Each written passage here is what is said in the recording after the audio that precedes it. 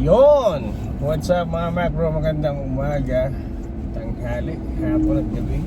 Saan man kayo dako ng digdig. So I have a new vlog for today. Then I have someone with me. Ang pangalan niya is Ren. But we call it here Teddy. Teddy boy.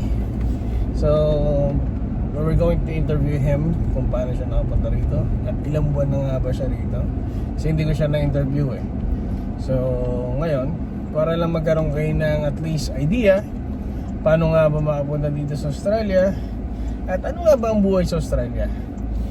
So bilang bago o bilang bagong dating sa Australia at ngayon lumipas ng ilang buwan, kung itatopic natin kung ano mga adjustment yung ginawa niya, kung ano yung mga ini-expect niya na hindi niya nakita, at may mga unexpected thing na masasabi niya na which is better or maybe hindi okay sa kanya.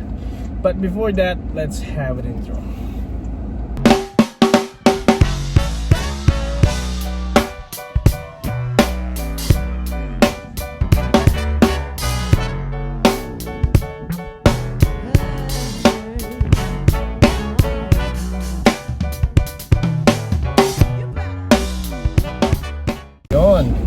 So Teddy, magpakilala ka muna. Hello. Ren from Tarlac. Ngayon, pangalan ko na nito is Teddy. Bakit nga ba Teddy tawag sa'yo? Sila lang pangalan sa akin eh. Di ata kabisado na ko si pangalan. Yes. Kasi dito sa amin, pag hindi masyadong, hindi kaya ang bigkasin ng mga Aussie yung pangalan, pinapalitan nila. So which is nangyari yun sa kanila. So sa akin kasi napakadali lang, Ace lang. So it's really easy for them to say it or pronounce it. So ganoon lang. Then, yep. So Teddy, kanina nabanggit ko na hindi ka na bago. Actually, been how many months na nandito ka. Hindi lang kita na-interview right after kita akong sunduin sa airport. So tell us about yourself. Anong nga ba position mo rito? Anong ginagawa mo rito? Anong trabaho mo? So, and then, saan ka galing? Galing din ako dati ng Japan. Pero, how many years din na because dahil din sa BFG, kaya nakarating dito. Oh, BFG ulit. Yeah. Isang produkto ni BFG. Isang produkto ng isang legit at maasahang agency sa Pilipinas. Saan ang trabaho mo sa Japan? Sa welder din. Sa barko. Sa barko. Shipping ka. Shipyard. So kasi last time na-interview ko rin si Mark, so galing din siya Japan. So hindi ko alam kung ano. Sa shipping din ba si Mark? Ito, ayaw magpakita sa vlog natin si ano. Ano to? Magpakita ka core. Ano? Tropa rin galing Japan. Hello guys. Yeah, puro sila galing Japan. So Bago pa, fresh. First from the farm. Fresh from the farm. So since BFG ka rin galing, Teddy, nahirapan ka ba dun sa pag-apply? Yung mga time na nag-a-apply ka pa lang? Yeah, actually dati may isang agency din ako, kaso sa process medyo matagal din. So nag-try ako ng ibang agency. So damit ko si BFG. Anong agency yung sinasabi mo? So nahirap i-mention kasi on the vlog. So okay, confidential. So okay lang. So talagang kay BFG ka nagkaroon ng kapalaran? Yeah, it takes only 3 months for the processing. 3 months lang, Yeah. bilis ha. So ano yung mga pinasa mo? Na requirements, ano yung mga hinihingi sa'yo? Anong mga pinagawa sa'yo? Kailangan talaga, pag papunta ka din ng Australia, need 5 years experience. Dapat talaga, bulit talaga yung loob mo pag mag-Australia. Ano yung mga dokumento hinihingi sa'yo? COE, payslip. Payslip ng Japan? Yeah, actually passport. Dating trabaho na kailangan ng improvement. So lahat kailangan meron ka talagang meron talaga silang proof na makuha sa'yo, no? Din talaga na 5 years experience. 5 years. Ganun din naman hinihingi sa akin. So talagang required yata ng immigration in Australia, at least naka 5 years ka para ma-approve yung visa mo. Then anong month ka ulit dumating dito? dumating ako dito ng May. May. So, May, mga ilang June, buwan na July, rin. August, September, October. 5 months na? 5 months ka na dito. So yung dumating ka rito pare, ano yung na-expect mo? Maganda sa sahod, tapos medyo In-expect mo na talaga na maganda sa auto? Pero sa trabaho naman siguro, halos lahat naman mahirap. Pero enjoy lang. Pero yung mga unexpected thing na nagulat ka na, meron pala ganito pala yan. Ano yun? Lahat sabi kasi, welder ngayon, dito, pagdating na dito, talagang kahit anong trabaho, game ka na eh. Hindi mo na kailangan mamili. Kasi dream country kasi ng lahat ng Australia talaga. So, pag dito ka na, bigay mo na yung best mo. Oo naman. Talagang kasi dito, masasabi ko lang dito talaga, pag nandito ka na, wala ka nang masyadong ibang iisipin eh. Lalo na kung naka 482 visa ka. For it to be so. Yeah, it means talagang yung pathway para ma-PR. Yes, hindi ganun kadali. May mga challenges pa rin, but yung challenges na yun, hindi yun katulad ng mga challenges ng mga naka-student, which is sa atin talaga, sabi ko nga sa inyo, di ba, napaka-blessed natin na pero yung after 2 years, pwede ka na mag-apply ng PR. Pasa mo lang yung PTE or yung tinatawag na English exam. So ngayon, anong masasabi mo? Now you're living here for 5 months now, more than 5 months now. Anong masasabi mo? Anong yung comparison? Masarap na enjoyment. Dito. Comparison sa Pinas tsaka dito. Sa Pinas, medyo, sabi nga nila, ang masaya sa Pilipinas, pero mababa ang ano. Nandito talaga ang, kumpara sa future mo talaga. Dito sa Australia talaga.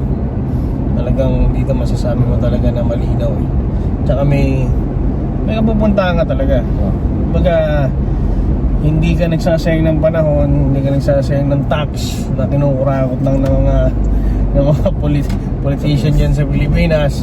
Tapos kumaya naman kayo, di ba? At least dito masasabi namin na organized tong bansang to. Even malaking tax, napaka worth it, tama ka, worth it yung inabayad namin sa tax. So, ngayon, Edge, ang tanong ko sa'yo, ano ang plano mo after mo maka 2 years dito? Siguro, siyempre, stay pa rin sa boss. So, after, magtitake siguro ng PR kung sakali. Mag-take ng PR. Are you planning to bring your family? And ano ka ba? Single? Double? Married? Single pa ako, single. Single pa rin. Binata eh. Binata pa.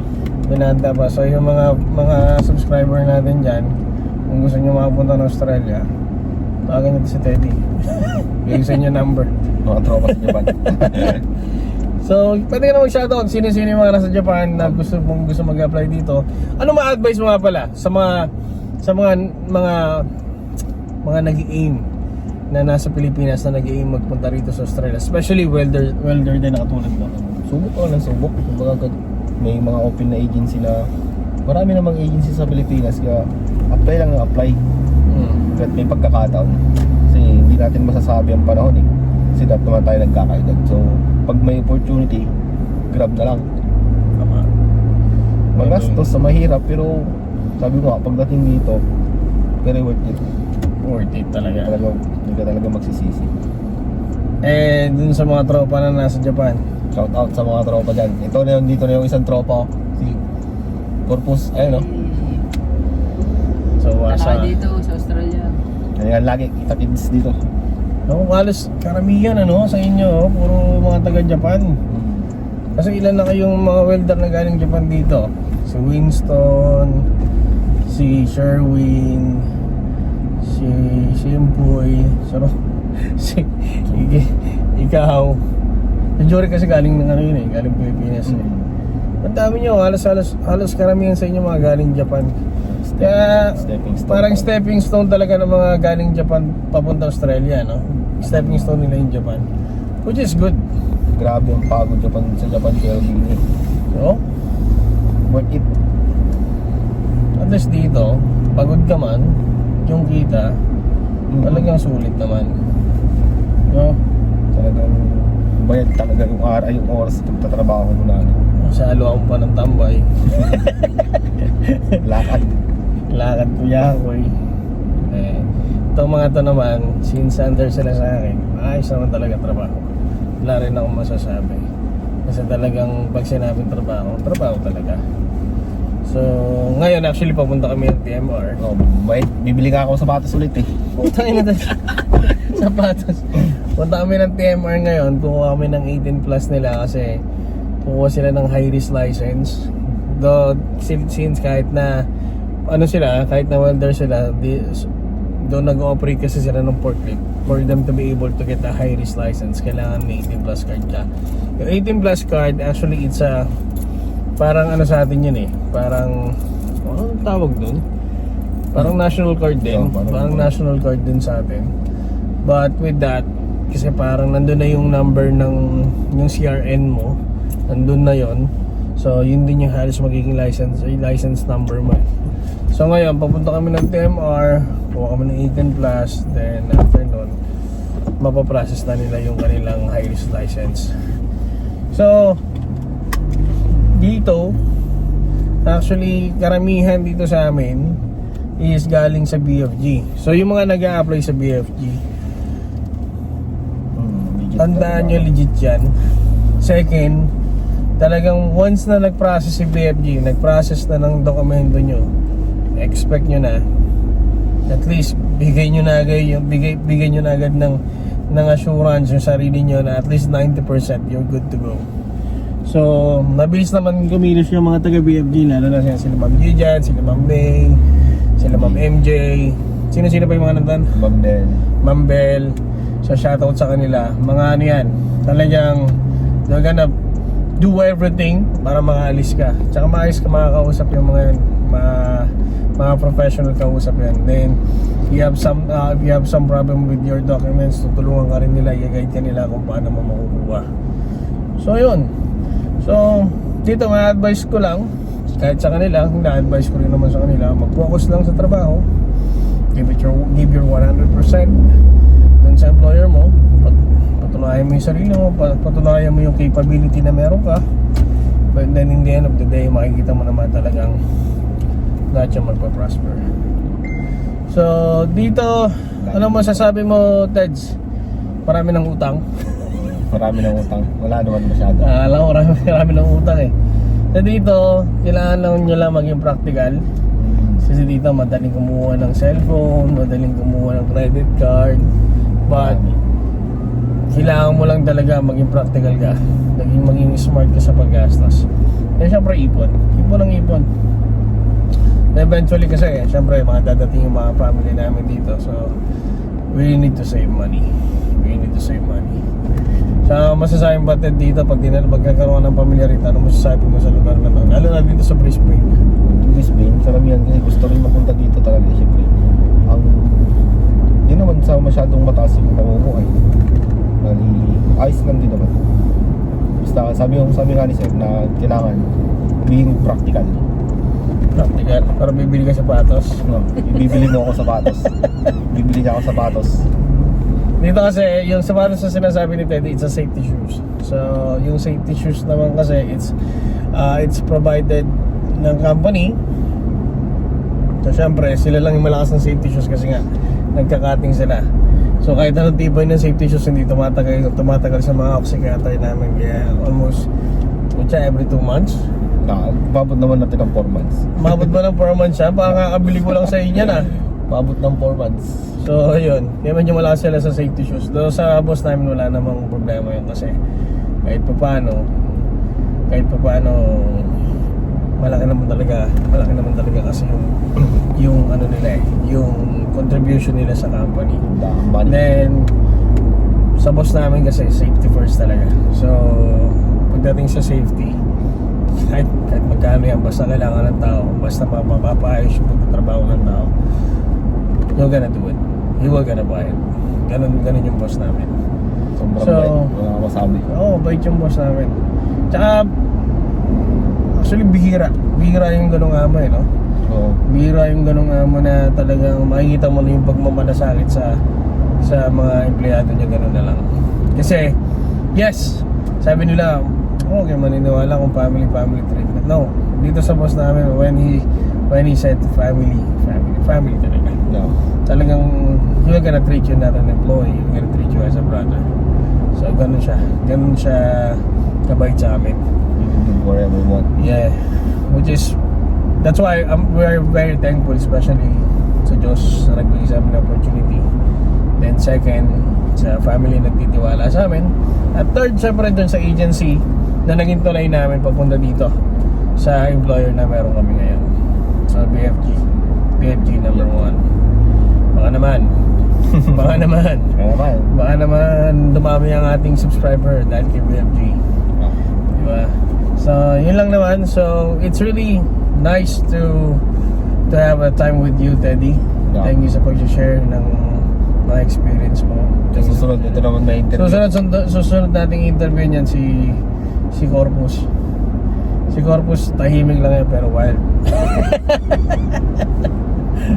Yung bago natin Joke lang po.